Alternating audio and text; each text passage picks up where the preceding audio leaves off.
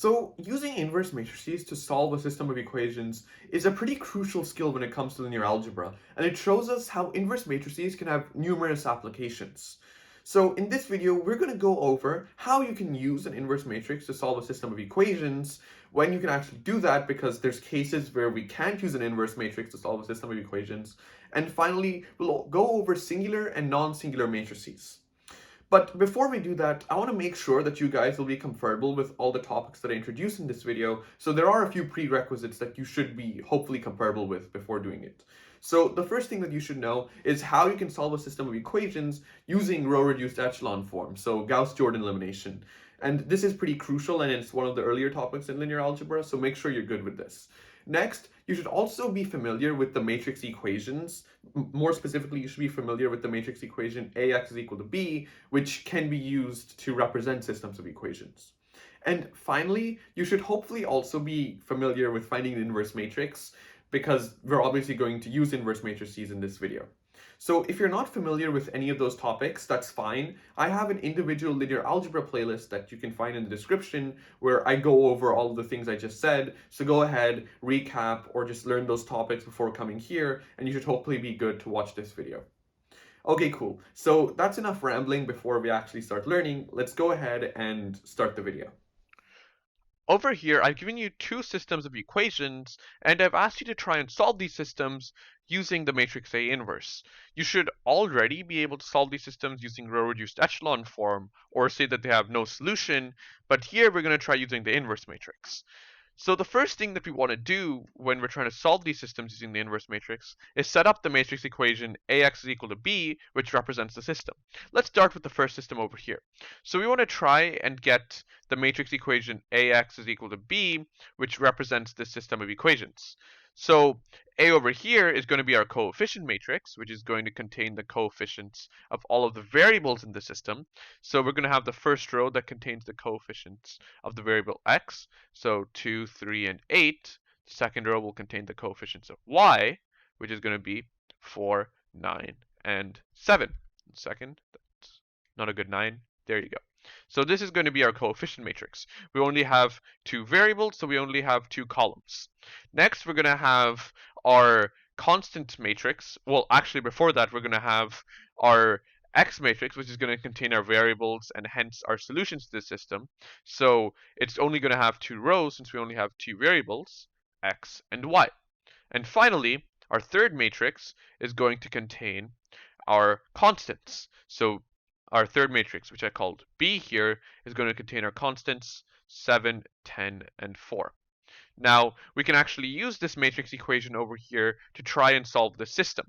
So like I said earlier, keep in mind that X contains the solutions to the system. If we can find what the matrix X is, what X and Y are equal to, then we can actually find the solutions to this system of equations. So the first thing that we're going to do, and this is actually the key step when we're trying to use the matrix equation AX is equal to B to try and solve systems of equations, is multiply both sides by A inverse. So the reason that we're doing this is, well, you'll see that in a second. So A inverse times A times X is equal to A inverse times B. This is a legal operation because all we're doing is multiplying both sides by the same things. Just like in the algebra of numbers, when we're doing matrix algebra, if we multiply both sides by the same matrix and we multiply it on the same side, for example, we multiplied A inverse on the left here, then the equation still remains true.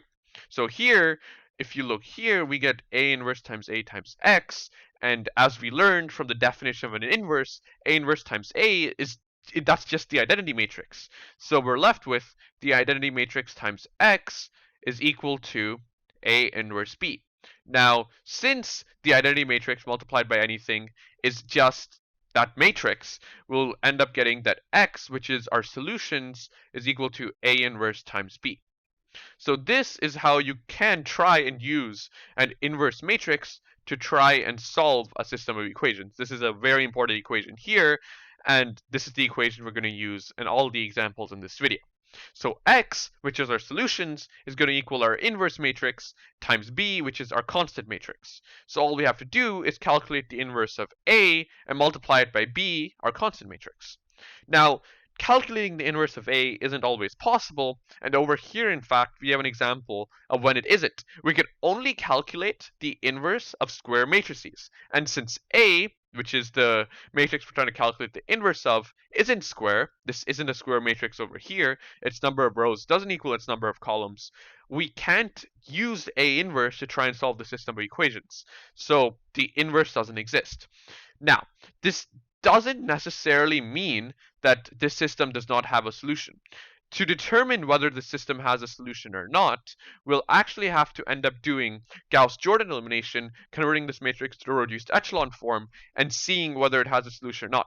It could have a solution, or it doesn't have to have a solution.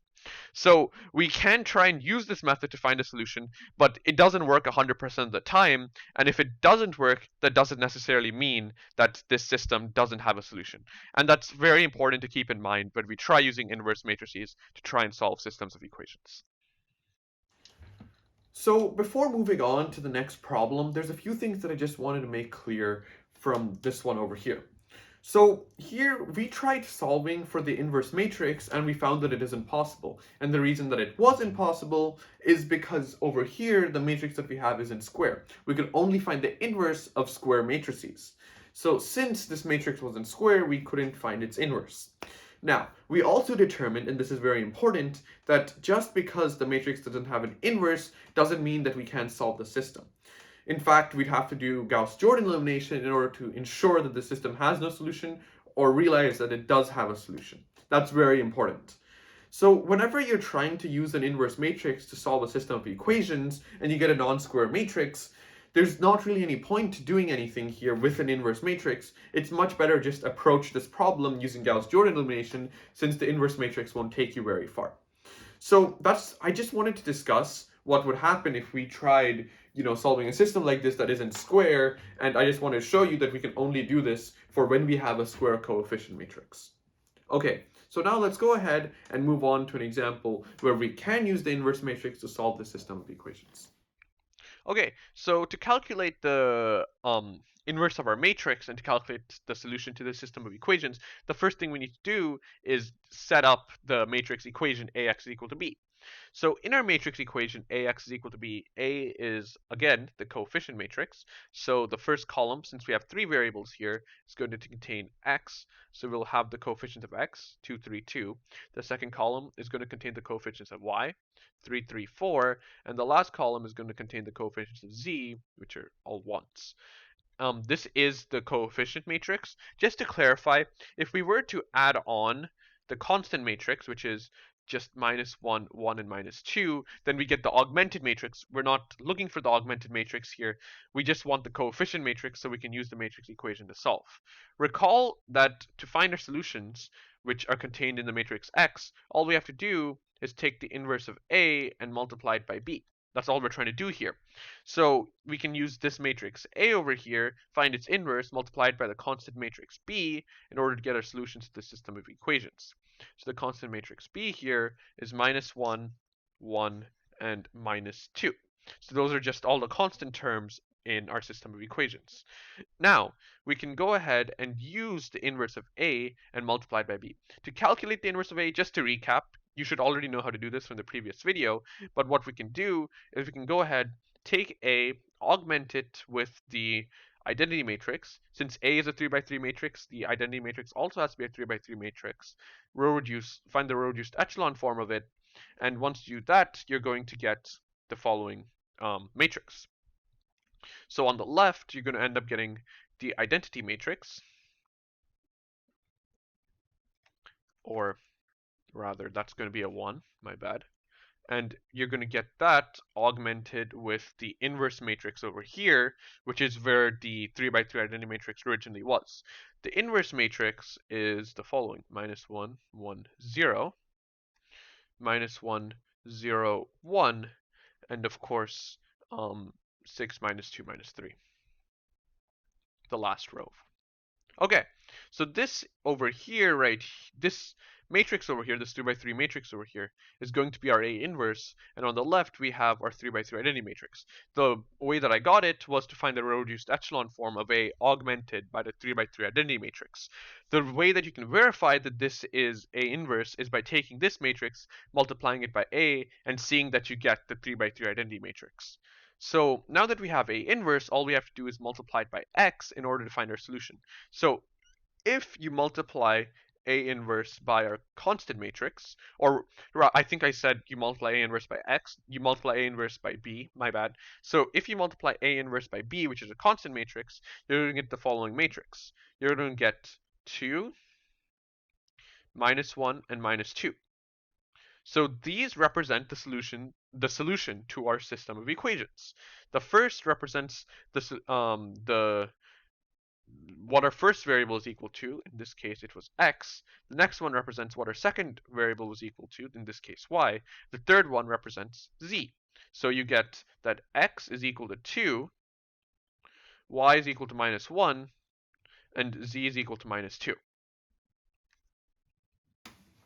So in the previous example, we saw that a square matrix that is invertible can help us find the solutions to a system of equations. However, it's not necessarily true that every single square matrix is invertible. In fact, there exist square matrices that aren't invertible and hence can't give us the direct solution to the system of equations. So square matrices that are invertible have a specific name. So we call every single square matrix that is invertible non-singular. So once again, I'm going to repeat that because it's important. Square matrices that are invertible are called non-singular. And square matrices that aren't invertible, square matrices which you can't find the inverse of, are called singular. So that's very important terminology right there and is going to play the basis for a lot of this course. So make sure that you're familiar with the term singular, non-singular, and what they mean in terms of matrices. Whenever a matrix is singular, it means that the inverse of the coefficient matrix, it doesn't exist, which means that there's either infinite solutions or no solutions to that system of equations. These terms only apply to square matrices and not non-square matrices like we saw in the first example, since we can't really even attempt to calculate the inverse of a non-square matrix. So over here, I have a system of equations that I want to try and solve using the inverse of the coefficient matrix. I think at this point we've got enough practice with this, so you should be able to pause the video and do it on your own. Go ahead and try, come back to this video, and see if you got the right solution. Okay, so assuming that you did that, let's go ahead and try and solve the system. So to find the solution to this system, we can use the equation x, which are the solutions to our system, is equal to the inverse of our coefficient matrix times our constant matrix.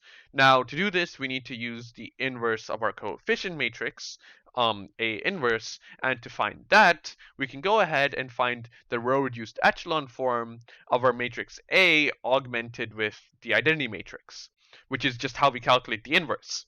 So let's go ahead and see what A augmented with our identity matrix is for this system of equations.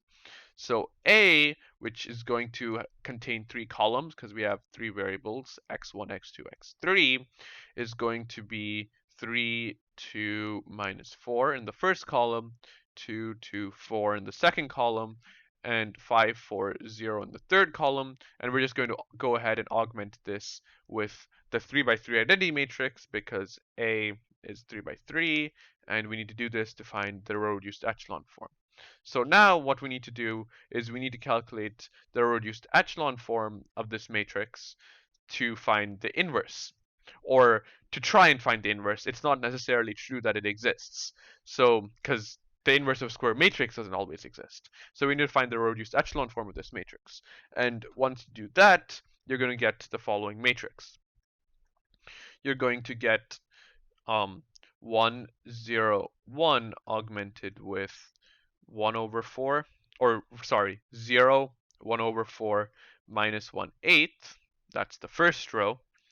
0, 1, 1 augmented with 0, 1/4, and 1/8. And finally, you're going to get a row of zeros for the one on the left, augmented with 1 minus 5/4 and 1/8 as the last entry.